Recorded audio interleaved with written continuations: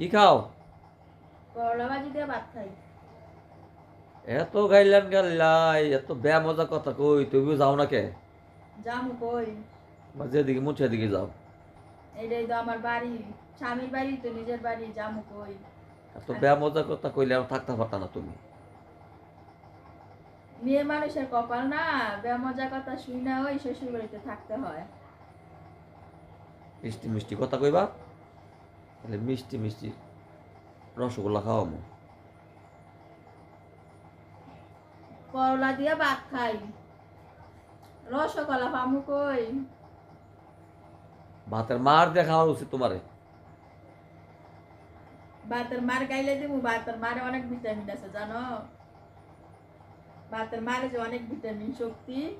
আগে তো ভাতের মার খাইতো, যে সময় যুদ্ধ হইতো না, ওই সময় নাকি ভাতের মার খাইতো সবাই।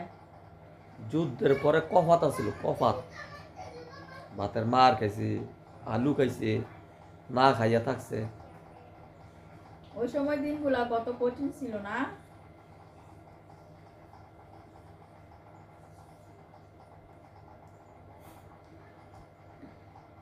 সে দিনগুলা যে দেখছে হ্যাঁ বলতে পারবো কত ভয়াবহ দিনগুলা গেছে।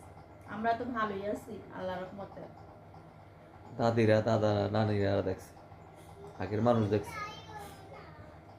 মাও এখনকার মানুষ এক বেলা ভাত না, জামা জামা যদি ঠিক মতো না খাইতে পারে, সিনালনের ভূতে। সবাই কি এক? অনেকে তো আছে পাইয়া থাকে না, আবার অনেক আছে না পাইয়া স্বামীর সংসার সুন্দর করে করে।